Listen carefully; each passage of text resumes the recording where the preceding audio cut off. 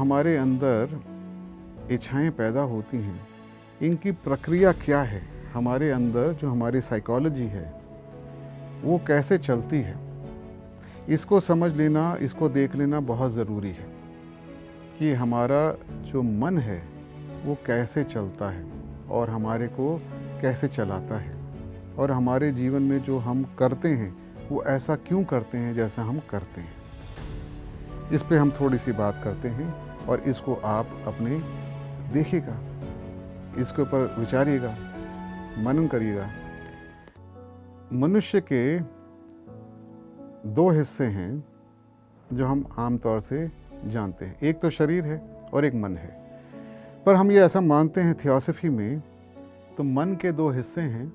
एक हिस्सा जो है जिसके अंदर हमारे फीलिंग्स हैं, हमारी इच्छाएं हैं, हमारे इमोशंस हैं, और दूसरा हिस्सा है जिससे हम विचार करते हैं, थॉट्स हैं।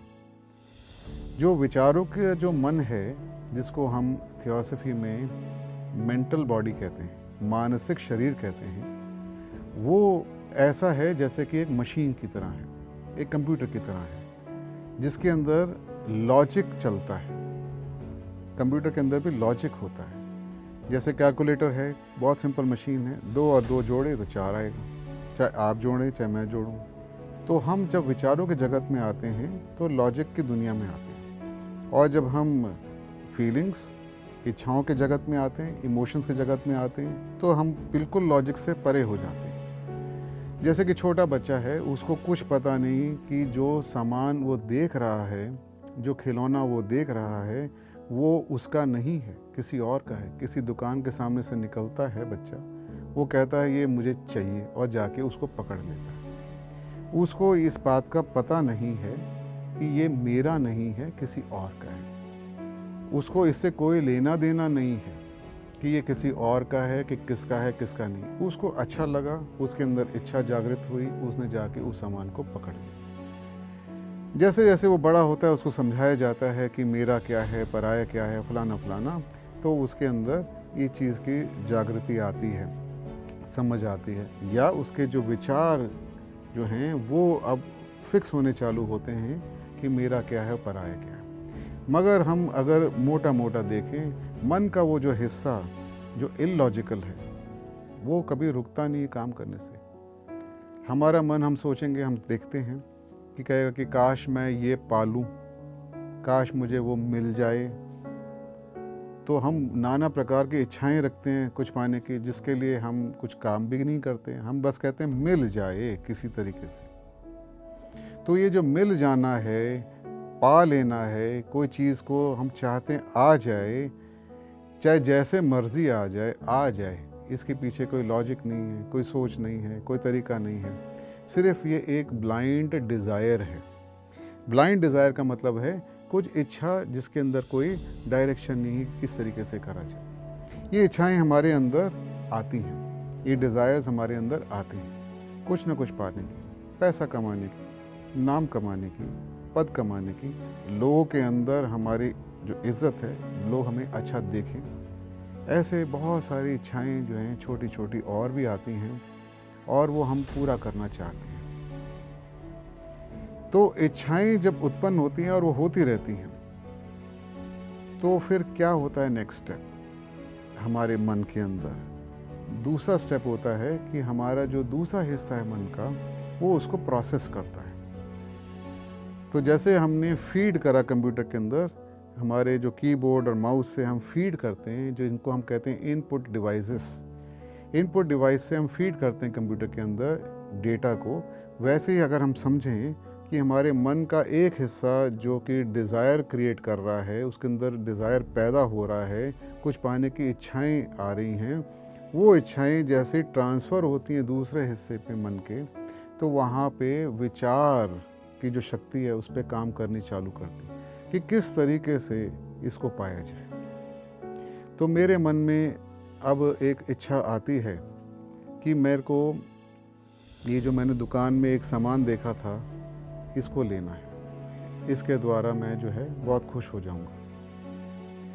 तो अब दूसरे हिस्से में आ गया वो इच्छा, जो मेरा जो लॉजिकल माइंड है, जिसके अंदर विचार चलते हैं, और उसके अंदर अब ये आया कि ये भाई कितने का है, पता करते हैं, इतना तो मेरे पास पैसा है नहीं कि मैं ख़रीद लूँ, तो अब मैं क्या करूँ। तो ये जो पूरा प्रोसेसिंग है कि किस तरीके से इस इच्छा को पूरा करा जाए, चाहे ठीक ढंग से चाहे गलत ढंग से, कैसे भी इस इच्छा को हम कैसे पूरा करें, ये पार्ट चलता है वहाँ पे, ये प्रोसेसिंग वहाँ स्टार्ट होती है। तो एक तरफ से एक इच्छा, दूसरी तरफ से हमारे को उसको पूरा करने के लिए प्लानिंग, विचार, ये चलता है। और तीसरा होता है फिर एग्जीक्यूशन। एग्जीक्यूशन का मतलब हम शारीरिक रूप से उसको फिर हम प्लान जो हमने बनाया है मन के अंदर, उसको हम पूरा करते हैं।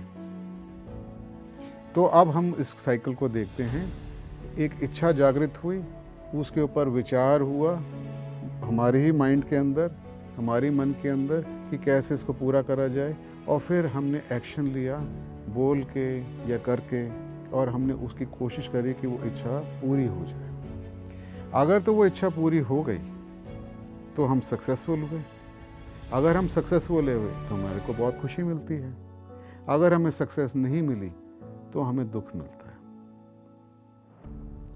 ये जो पूरी साइकिल है, डिज़ायर, थॉट, एक्शन और फिर उसका रिजल्ट, इसको हम देखें तो हमारी ज़िंदगी में अनगिनत ऐसे साइकिल्स या लूप्स चल रहे हैं, अनगिनत। और यही हमारा जीवन है। पैदा होने के बाद में और मरने से पहले तक यही चलता रहता है। कोई ना कोई इच्छा, उस पर कोई ना कोई प्लानिंग, उस पर कोई ना कोई एग्जीक्यूशन, और फिर उसका रिजल्ट। कई बारी इच्छाएं जो हैं वो जब प्लानिंग स्टेज में आती हैं तो वहाँ मालूम पड़ता है कि भाई ये तो अभी हो नहीं सकती, तो उसको हम ठंडे बस्ते में डाल देते हैं। जैसे कि मेरे में इच्छा है कि मैं नॉर्थ पोल पे जाऊँगा, क्योंकि मैंने टीवी में देखा कि नॉर्थ पोल में तो जाओ तो आपका नाम हो जाएगा, हिमालय की चोटी चढ़ जाओ तो आपका नाम हो जाएगा। तो मुझे भी नाम चाहिए, मुझे अपनी फ़ोटो चाहिए, लोगों के बीच में आए, मेरे बारे में लोग लिखें, न्यूज़पेपर में आए, मुझे तो वो चाहिए, और मैं ऐसे काम करूँगा तो हो जाएगा। तो फिर अब मन कहता कि भाई ये करने के लिए तो ये सब होना चाहिए। अब आप तो ये नहीं कर पाओगे। अब रियलिटी चेक भी तो होता है। ये जो लॉजिकल माइंड है ये भी तो देखता है ये पॉसिबल है कि नहीं है। अगर ये पॉसिबल नहीं है तो वो बात वहीं की वहीं छूट जाती है, क्योंकि उसको हम एक्शन में तो ला नहीं सकते। जो चीज़ एक्शन में आ सकती है उसको एक्शन में लाया जाता है, और जब वो एक्शन में लाया जाता है तो फिर उसके रिजल्ट्स आते हैं। जब रिजल्ट्स आते हैं तो या तो खुशी मिलती है या फिर या दुख मिलता है। एक और एग्जांपल लेते हैं। मुझे एक नौकरी चाहिए, या मैं कंपटीशन के कोई एग्ज़ाम है कॉम्पिटिटिव, उसके अंदर मैं बैठा हूँ, उसको मैंने दिया है। अब क्यों दिया है, नौकरी क्यों वो चाहिए, क्योंकि मेरे अंदर वो इच्छा है कि ये नौकरी से मुझे ये फ़ायदा होगा। तो वो मैं इच्छा को पूरा करने के लिए फिर वो मैं प्लानिंग करता हूँ, तैयारी करता हूँ, एक्शन में लाता हूँ उस तैयारी को, और फिर उसको मैं एग्जीक्यूट करता हूँ, इंटरव्यू देता हूँ, जाके जो भी करना होता है वो करता हूँ। मिल गई नौकरी तो खुश, नहीं मिली तो फिर ना खुश। ये सब हम अपनी ज़िंदगी में देखें, हम ये बार बार हमारी लाइफ में ये हो रहा है। क्योंकि हमारी लाइफ में बार बार हो रहा है तो हमारी लाइफ का जो क्रम है वो इसी से बंधा हुआ है।